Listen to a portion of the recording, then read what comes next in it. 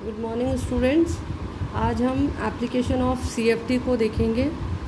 CFT पूरी theory हमारी complete हो चुकी है। इसकी मेनली जो एप्लीकेशंस है वो है पैरामैग्नेटिक एंड डायमैग्नेटिक बिहेवियर।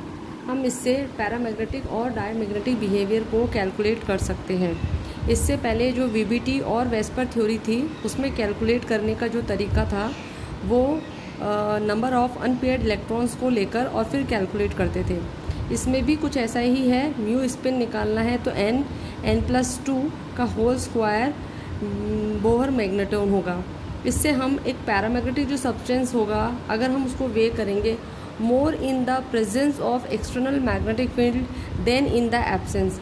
यहाँ जो हमने लगाया है वो ये है कि अगर पैरामैग्नेटिक सब्सटेंस है उसका जो वेट होगा वो ज़्यादा आएगा विदाउट जब हम उसे मैग्नेटिक फील्ड में लगा देंगे। यानी कि आप कुछ इस तरीके से समझ सकते हैं कि अगर मैंने पैरामैग्नेटिक सब्सटेंस को मैग्नेटिक फील्ड में लगा दिया तो डेफिनेटली मैग्नेटिक फील्ड भी कुछ ना कुछ उससे रिएक्ट करेगी, क्योंकि वो भी उसमें भी मैग्नेटिक होता है, तो उसका जो वेट होगा डेफिनेटली इंक्रीज़ होगा। और इसी तरीके से अगर हम डायमैग्नेटिक सब्सटेंस का वेट लेंगे तो वो कम हो जाएगा, क्योंकि आप जानते हैं कि डायमैग्नेटिक सब्सटेंस जो होते हैं वो रिपेल करते हैं, तो उनका जो वेट होगा वो कम हो जाएगा मैग्नेटिक फील्ड में, और जो पैरामैग्नेटिक होंगे उनका वेट ज़्यादा हो जाएगा। Higher the unpaired electrons more will be the magnetic moment and complex of and complex is strongly affected by the internal magnetic field. ये भी आप जानते हैं कि अगर हमने higher number of electron unpaired electron रख दिए तो डेफिनेटली वो उनका मैग्नेटिक मोमेंट तो ज़्यादा आएगा ही, क्योंकि अगर आपने यहाँ नंबर ऑफ इलेक्ट्रॉन जो ये अनपेयर्ड इलेक्ट्रॉन है अगर इसकी वैल्यू ज़्यादा रखी है तो ये जो निकलने वाला मैग्नेटिक मोमेंट है इसकी वैल्यू ज़्यादा आएगी। और ऐसे कॉम्प्लेक्सेस भी मैग्नेटिक फील्ड से बहुत ज़्यादा ही अफेक्टेड होंगे या प्रभावित होंगे। Magnetic moment is calculated by Gauss balance से करते हैं। ये करने के बाद हम मैग्नेटिक मोमेंट पहले हम कैलकुलेट यहाँ से कर सकते हैं, और अगर हमें एक्सपेरिमेंटली करना है तो हम गॉस बैलेंस से कर सकते हैं। फर्स्ट प्रॉपर्टी तो एप्लीकेशन तो सीएफटी की ये है, और सेकंड है कलर्ड प्रॉपर्टीज़। आप ये जानते हैं कि जो सब्सटेंस के पास अनपेयर्ड इलेक्ट्रॉन होंगे वो डेफिनेटली कुछ ना कुछ कलर शो करेंगे। Complexes show colour because of the electronic transition in visible region. और अगर किसी के पास अनपेयर्ड इलेक्ट्रॉन है तो डेफिनेटली ट्रांजिशन करेगा, और अगर वो ट्रांजिशन विजिबल रीजन में हो रहा है तो उसका कुछ ना कुछ कलर भी आएगा। Complexes show colour because of D transition. अच्छा, कलर आने के 3-4 रीज़न हैं। यहाँ जो सीएफटी ने जो कंसिडर किया है वो डी ट्रांजिशन किया है, क्योंकि मैंने स्टार्टिंग में ही बताया है कि जो सीएफटी ने मेनली जिस ऑर्बिटल पे काम किया है वो डी ऑर्बिटल है। तो डी के जो नीचे के ऑर्बिटल है जिनको कि हम 2Tg बोलते हैं, उनसे ऊपर के Eg ऑर्बिटल में अगर ट्रांजिशन होता है तो वो कलर शो करेंगे। डी ट्रांजिशन आर लेपॉर्ट फॉरबिडन होते हैं, और अगर लेपॉर्ट के रूल्स की बात करी जाए तो उसके अकॉर्डिंग ये फॉरबिडन होते हैं। D transition are less intense. अगर कोई चीज़ फॉरबिडन होगी तो वो डेफिनेटली लेस इंटेंस आएगी। इसका मतलब है कि अगर कोई चीज़ फॉरबिडन है तो इसका मतलब ये नहीं है कि वो ट्रांजिशन करेगा ही नहीं, ट्रांजिशन तो होगा, लेकिन उस केस में उनकी जो कलर इंटेंसिटी है वो बहुत लो आती है। बस इतनी सी ही बात होती है, पर कलर आएगा। जैसे कि आप यहाँ देखिए, अगर हमने ये विबग्योर का जो रीज़न है ये आप सब जानते हैं, violet, indigo, blue, green, yellow, orange, red, ये इसका रीज़न होता है।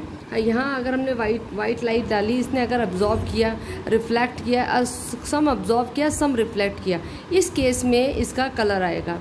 इन दोनों केसेस में इनके कलर नहीं आते हैं वाइट लाइट डालने पर। ये इसकी सीएफटी की दूसरी एप्लीकेशन है। और उसके बाद अगर आपने इसको देखेंगे तो कुछ इस तरीके से होगा कि अगर कॉम्प्लीमेंट्री कलर आते हैं इसमें, अगर कॉम्प्लेक्स ने वॉयलेट कलर लिया है तो इसका येलो आएगा, अगर ऑरेंज कलर लिया है तो ब्लू आएगा, ग्रीन लिया है तो रेड आएगा। कुछ इस तरीके से इनका कलर का पैरामीटर होता है जो अकॉर्डिंग टू सीएफटी हम सॉल्व करते हैं। इसके बाद एक टॉपिक दिया हुआ है Jahn Teller distortion. Jahn Teller distortion जो है वो बेसिकली आपको नाम से ही पता चल रहा है कि कुछ डिस्टॉर्शन है। मतलब जिस तरीके से हमने डी ऑर्बिटल्स में फिलिंग करी थी वो डी ऑर्बिटल्स में थोड़ा और डिस्टॉर्शन हो जाता है। ऐसा होने की वजह से हम शुरू से ही स्टार्टिंग से देख रहे हैं ऐसा होने जब हमारी CFT निकलती है तो भी जो क्रिस्टल जो कॉम्प्लेक्सेस होते हैं उन्हें स्टेबलाइजेशन मिलता है, और ये डिस्टॉर्शन होने से उन्हें एक्स्ट्रा स्टेबलाइजेशन मिलता है। इसी को हम कहते हैं Jahn Teller distortion. It is a automatic और स्पॉन्टेनियस। ये हम नहीं करवाते हैं, बल्कि ये ऑटोमेटिकली और खुद ही स्पॉन्टेनियस होता है। इसको no requirement of external source of energy, कोई एनर्जी की भी ज़रूरत नहीं है इसमें। जॉन टेलर डिस्टॉर्शन जो है increase the CFE of the system. ऐसा मैंने आपको पहले बताया, जो CFE है उसकी खुद की वैल्यू जो है निकल रही है अगर किसी क्रिस्टल में, तो डेफिनेटली वो क्रिस्टल स्टेबलाइज हो रहा है। और अगर उसमें जॉन टेलर डिस्टॉर्शन हो रहा है तो वो एक्स्ट्रा स्टेबलाइज हो रहा है, और उसका जो एक्स्ट्रा स्टेबलाइज हो रहा है जॉन टेलर डिस्टॉर्शन की वजह से। Jahn Teller distortion increase the thermodynamic stability of the system, ये हम पहले बोल ही चुके हैं। Jahn Teller distortion is observe due to unsymmetrical electronic distribution in the orbital of central atom. अब चीज़ ये है कि जॉन टेलर डिस्टॉर्शन किस में तो होगा, किस कॉम्प्लेक्स में तो होगा और किस में नहीं होगा। ये उसी में ही मेनली होगा जहाँ पर कि अनसिमेट्रिकल इलेक्ट्रॉनिक डिस्ट्रीब्यूशन है। जहाँ सिमेट्रिकल है, सिमेट्रिकल बेसिकली क्या चीज़ होती है, जैसे कि आपको ये मालूम ही है, अगर ये 3 ऑर्बिटल है और अगर ये 2 ऊपर है, अगर कोई इलेक्ट्रॉनिक मैंने इलेक्ट्रॉन भरे और इलेक्ट्रॉनिक कॉन्फ़िगरेशन कुछ इस तरीके का आ रहा, तो ये आपको दिख रहे हैं तीनों सिमेट्रिकल है, माने कि तीनों में इलेक्ट्रॉन है, मतलब ये सिमेट्रिकल है। और अगर हमने यहाँ भी 2 कर दिए, अभी भी ये सिमेट्रिकल है। लेकिन अगर मैंने 1 यहाँ कर दिया, ये कंडीशन अनसिमेट्रिकल हो जाती है। तो जो चीज़ अनसिमेट्रिकल है वो डिस्टॉर्शन को फेवर करती है। तो डिस्टॉर्शन की वजह से मेनली क्या होता है, डिस्टॉर्शन जो होता है वो शेप में होता है। आपका जो ऑक्टाहेड्रल है वो टेट्रागोनल बन जाता है, और जो टेट्राहेड्रल जो चीज़ होती है वो डिस्टॉर्टेड टेट्राहेड्रल बन जाते हैं। मतलब कि बहुत सारे कॉम्प्लेक्सेस ऐसे थे जिनको देखने पे ये पता चलता था कि उनकी शेप होनी तो ऑक्टाहेड्रल या टेट्राहेड्रल चाहिए, पर होती टेट्रागोनहेड्रल चाहिए, पर होती उनकी सबकी शेप टेट्रागोनल थी। उस शेप को GTD ने कंफर्म किया था। GTD के अकॉर्डिंग ये सारा जो चीज़ होती थी वो डिस्टॉर्शन की वजह से होती थी। अब आप ये देखिए ऐसा क्यों हो रहा है। मानो ये कोई शेप है, ये ऑक्टाहेड्रल की शेप होती है, अगर इसमें 6 लिगेंड आ रहे हैं, एक इस तरफ से, एक इस तरफ से, एक यहाँ से, एक यहाँ से, एक यहाँ से, यहाँ से। इस केस में 6 लिगेंड आ रहे हैं किसी भी मेटल के पास। 6 लिगेंड आने के बाद आप यहाँ देख सकते हैं कि मैंने अनसिमेट्रिकल इलेक्ट्रॉनिक डिस्ट्रीब्यूशन है। पहली केस तो यही है कि यहाँ इस वाले मेटल का जो इलेक्ट्रॉनिक डिस्ट्रीब्यूशन होगा वो अनसिमेट्रिकल होगा। तो ऐसा होने पे क्या होगा, इसका टेट्राहेड्रल और टेट्रागोनल 2 तरीके से इसका डिस्टॉर्शन हो सकता है। कैसे हो सकता है, या तो जो इसकी Z जो है ना वो आउट हो जाए, या जो इसकी Z इन हो जाए। मतलब अगर Z बहुत लंबी हो जाए, Z एक्सेस दूर चली जाए, तो उसको हम बोलते हैं Z आउट कॉन्फ़िगरेशन, और अगर Z एक्सेस पास आ जाए तो उसको हम बोलते हैं Z इन कॉन्फ़िगरेशन और कंप्रेशन बोलते हैं। इस केस में x, -x, y, -x ये तो सब बराबर होते हैं, लेकिन z और -z जो होते हैं वो कुछ छोटे होते हैं। ऐसा ही इसके अंदर होता है x, -x, y, -y ये तो बराबर होते हैं, लेकिन z और -z जो होते हैं वो कुछ लंबे होते हैं। अच्छा, अब इसको हम कुछ इस तरीके से देखते हैं कि अगर मेरा मेटल कॉम्प्लेक्सेस बीच में और ये सारे के सारे इसके पास बराबर डिस्टेंस से लिगेंड आ रहे हैं, लेकिन अगर जॉन टेलर डिस्टॉर्शन होगा तो उस कंडीशन में जो Z एक्सिस है थोड़ा देखिए आप लंबा हो गया। इसका मतलब ये जो लिगेंड है ये बहुत अपने इस वाले मेटल से दूर है, तो उतना अट्रैक्शन ये फील नहीं कर पाएंगे। तो देखिए क्या हो रहा है, hence electronic hence here electron density around the central metal of is symmetrical. इस केस में क्या है कि इलेक्ट्रॉन डेंसिटी सब चारों तरफ से मेटल के एकदम बराबर है। फोर्स ऑफ अट्रैक्शन भी उसमें सारी तरफ से बराबर लगेगा। तो इसकी जो शेप होगी वो बिल्कुल रेगुलर होगी, और उसकी जो शेप होगी वो ऑक्टाहेड्रल होगी, क्योंकि 6 लगे हुए हैं तो इसकी शेप भी ऑक्टाहेड्रल। इस केस में देखिए जो इलेक्ट्रॉन डेंसिटी है along Z axis is greater then x और y। अगर यहाँ बहुत आप देख भी पा रहे होंगे इस डायग्राम में, यहाँ हमने ज़्यादा करी।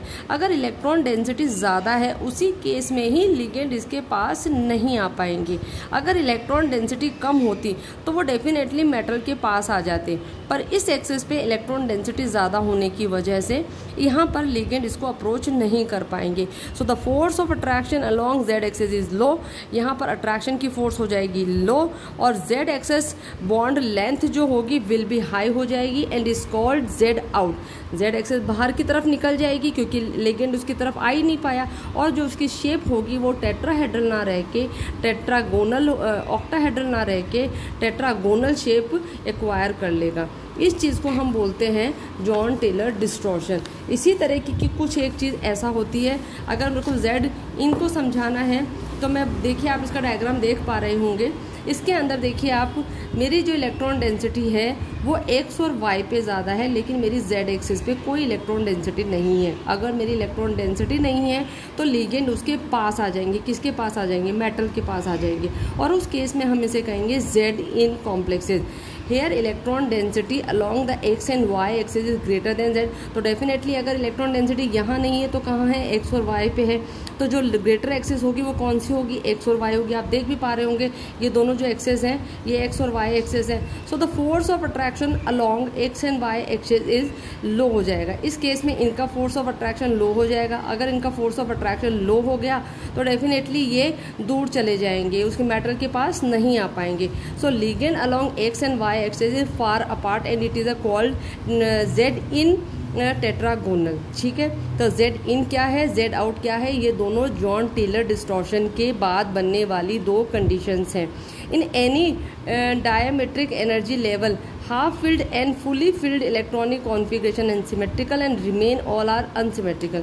आप किसी भी डीजेनरेट 5 ऑर्बिटल्स को अगर आप देखेंगे उसमें आपका जो डी ऑर्बिटल हाफ फिल्ड होगा और फुल फिल्ड होगा। जैसा कि मैंने आपको पहले बताया, दोनों ही कंडीशन फुलफिल्ड, दोनों ही कंडीशन सिमेट्रिकल में कंसिडर होती है और वहाँ जॉन टेलर डिस्टॉर्शन बिल्कुल नहीं लगेगा। और अगर दोनों ही, अगर इनके अलावा जितने भी कॉन्फ़िगरेशंस होते हैं D5 और D10 को छोड़ के, उन सब में जॉन टेलर डिस्टॉर्शन एप्लीकेबल होगा।